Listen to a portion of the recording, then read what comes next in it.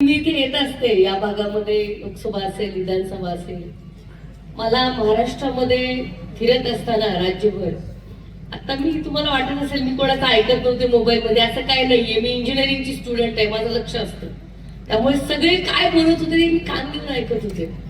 मला एक राणीताई लंके यांना आवर्जून सांगायचंय, तुम्ही खूप नशीबवान आहात. आणि हे मी जबाबदारीने बोलतो की एवढी चांगली माणसं, एवढी जीवाभावाची माणसं तुमच्या गाठीशी आहेत, त्याला भाग्य लागतं. इथला प्रत्येक माणूस जेव्हा बोलत होता तेव्हा स्वतः ते उमेदवार असल्यासारखं बोलत होते.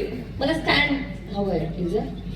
आणि ते मी ऐकत होते, माझं लक्ष जरी मोबाईल मध्ये, ते ठीक आहे काय ते, पण मी कान माझ्या इकडे होते. मला खरेच सांगते, मला मनात असं वाटलं 2 मिनिटासाठी, शेवा वाटला मला की अशी माणसं माझ्या मतदारसंघात असते तर किती बरं झालं असतं. किती म्हणजे राणी लंके उमेदवारच नाहीयेत, पारनेरचा एक ना एक माणूस, घरातला प्रत्येक व्यक्ती या विधानसभेचा उमेदवार आहे, असं असल्यासारखं वातावरण या ठिकाणी आहे. आणि म्हणून मी तुमचं पहिल्यांदा अभिनंदन करेन. या व्यासपीठावर उपस्थित असलेले महाविकास आघाडीचे सर्व मान्यवर, ज्यांनी ज्यांनी भाषण केलं त्या सगळ्यांचं मनापासून, टोचून मला बोलता येत नाही, माझा तो पिंड नाही, मला ते आवडतही नाही. स्वर्णात आहे, तुम्हाला माहिती आहे, मला राग आला तर मी रागात बोलेन. मनापासून मला अभिमान वाटला या सगळ्यांचा की एवढी चांगली माणसं तुमच्या या भागामध्ये, की प्रत्येक जण तुमची बाजू घेऊन लढतोय, की यांना तुम्ही अडाणी म्हणून काय नव्हता. प्रत्येक मुलगा, प्रत्येक व्यक्ती ही माझी बहीण आहे. आणि हे पैसे देऊन कुठल्या दुकानात प्रेम विकत मिळत नाही, त्याला माणसं कमवावी लागतात. आणि तुम्ही पती पत्नीनी ती माणसं कमावलेली आहे. आज या ठिकाणी येत असताना मला आवर्जून, मलाही काही प्रतिक्रिया आल्या की बाबा यांना का उमेदवारी लक्षात घ्या.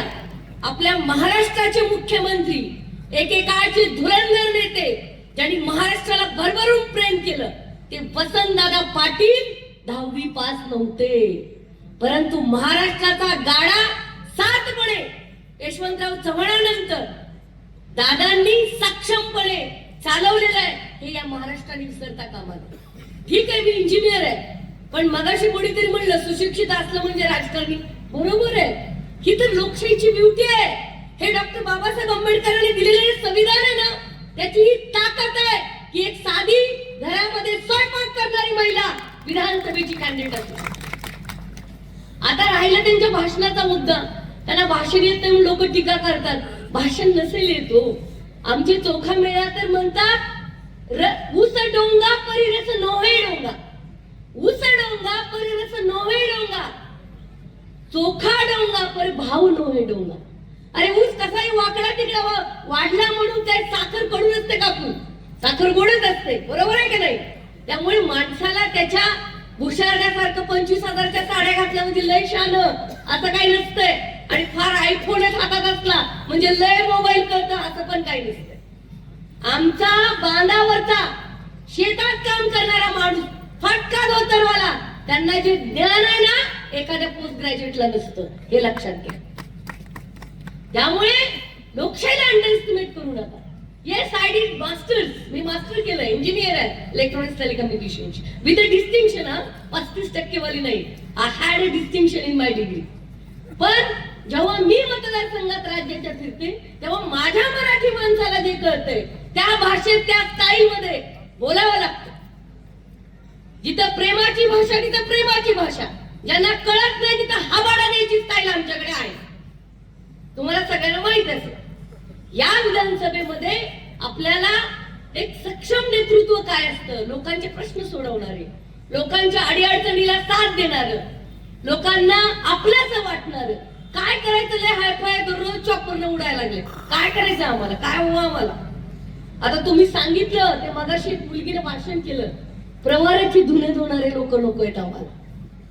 ते काय होतं इथल्या लोकांना कळलं. तू उभा राहा, इतकी यंग मुलगी आहे, तिला जे कळलं ते तुम्हाला निश्चित कळलं असेल. अरे नुसतं चमचेगिरी करणारे लोक उमेदवार होऊ शकत नाही, त्याच्यासाठी लोकात राबणारा माणूस, लोकांचे प्रश्न सोडवणारा माणूस लागतो. आणि मला खात्री आहे या भागानं जो हवाडा लोकसभेला दिलेला आहे त्याची पुनरावृत्ती विधानसभेमध्ये झाल्याशिवाय राहणार. तुम्ही सगळ्यांनी आपल्या महिला उमेदवार, आपली भगिनी राणीताई लंके, जी प्रत्येक महिलेला आता एवढ्या महिला बसलेल्या आहेत, तुम्हाला तुमचं नेतृत्व वाटतं ते, कारण त्या तुमच्यासारख्या वागतात. नुसतंच हाय हॅलो बाय तिकडे जाय मागो नको पाय असला उमेदवार आपला नाही. आपल्या सर्वांचे लाडके उमेदवार, उमेदवाराचे पती, खासदार, कामगिरी आमदार,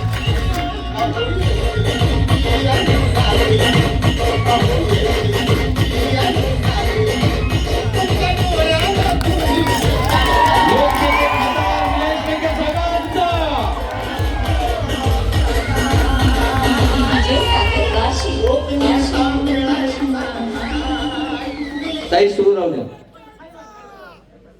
बघा हो बरोबर आहे, बसा कळलं.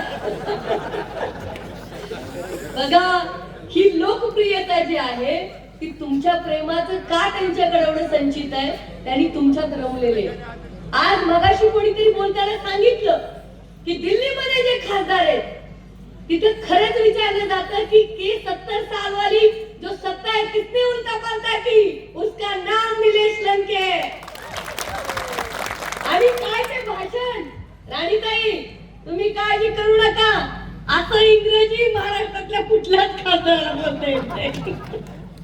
माय नेम इज नीलेश लंके हा आवाज जेव्हा पार्लमेंट मध्ये आम्ही टीव्हीवर ऐकला तेव्हा एक मराठी मुलगी म्हणून मला तरी अभिमान वाटला. अरे पत्र्याच्या घरात राहणारा एक माणूस, एक साधा माणूस, ज्याचे वडील कधी सभापती नाही, झेडपी मेंबर नाही, आमदार नाही, काका मामा मंत्री नाही, तो पठ्ठा प्रवरा नगरला जोरदार हवाडा देऊन आज दिल्लीच्या संसदेमध्ये ही लोकशाहीची ब्युटी. म्हणून मी वारंवार तुमच्या भागामध्ये येत असते. हीच लोकशाहीची ब्युटी आहे आणि हे महाराष्ट्रभर झालं पाहिजे. जो राबणार आहे, जो कष्ट करणार आहे, जो काम करणार आहे, तो माणूस न्याय मंदिरामध्ये, ते विधानसभा असेल नाहीतर संसद पार्लमेंट असेल, तिथं गेला पाहिजे. कारण तो आपला वाटतो ना तुम्हाला. आज त्यांच्या पत्नी, मला कोणीतरी सांगत होतं मगाशी की जरी निलेश लंके साहेब खासदार असले, पहिल्यापासून अगदी पंचायत समितीच्या इलेक्शन पासून त्यांच्या पत्नी सगळं बघतात.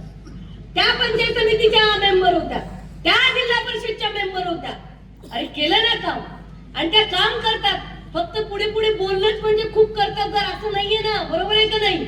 आज इथं बसलेल्या महिला तुम्ही सगळ्याजण कर्तबगार महिला. आता त्या लाडक्या बहिणीवर आता येत नाही मी, ते विषयच वेगळा आहे. मतांची झाली कडकी आणि म्हणून बहीण झाली लाडकी. लोकसभेत नव्हती बहीण लाडकी, जेव्हा का बारामतीकरांनी निब्बर हवाडा दिला लंके साहेब, तेव्हा बहीण लाडकी झालेली आहे. स्वतः सुप्रियाताई सांगतात, महाराष्ट्रभर सांगतात की महाराष्ट्राची लाडकी बहीण मी आहे. आणि त्याच्यानंतरच हे लाडकी योजना आलेली आहे. महिलांना मला सांगायचंय, 1,500 रुपये ही कुठल्याही महिलेची प्रतिष्ठा किंवा आदर असू शकत नाही. अरे मला अभिमान वाटतो तुमचा, कष्टाने राबून शेतामध्ये आपली 500 रुपयाची कामगिरी असू द्या, पण ती घाम गाळून मिळवलेली आहे, त्याचा जास्त अभिमान असला पाहिजे. हे फुकटाचं नको आपल्याला, त्याची अगरबत्ती कुठे लावतात?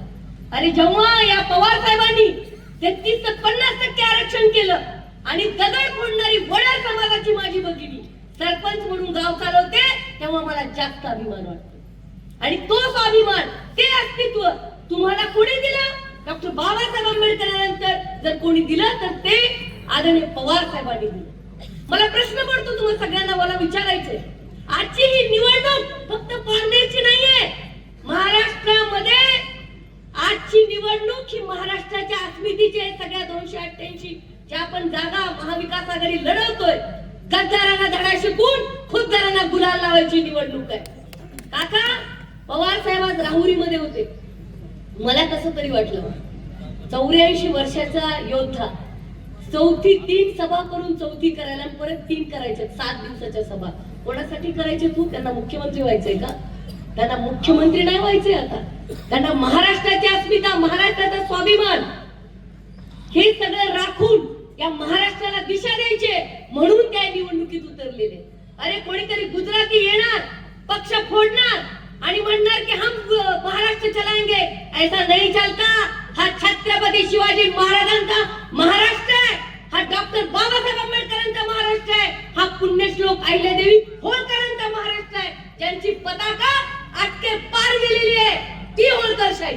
आणि या महाराष्ट्रामध्ये आम्ही गुजरात्यांचं राज्य येऊ देणार नाही। मराठी माणसाची अस्मिता गुजरात चालवू शकत नाही, हा महाराष्ट्र छत्रपतींचा आहे। त्यामुळे येणाऱ्या निवडणुकीमध्ये तुम्ही मतदान फक्त उमेदवार म्हणून करू नका, महाराष्ट्राची अस्मिता म्हणून तिथं बटन दाबताना विचार करा। महाराष्ट्राचा सह्याद्री आपल्यासाठी लढतोय म्हणून तुम्ही मतदानाच्या वेळेस आवर्जून स्वाभिमानाने मतदान करा। आणि म्हणून तुम्हाला सांगते, वातावरण फिरलंय, तुतारीनं घेरलंय, हे लक्षात ठेवा। जय हिंद, जय महाराष्ट्र, थँक्यू।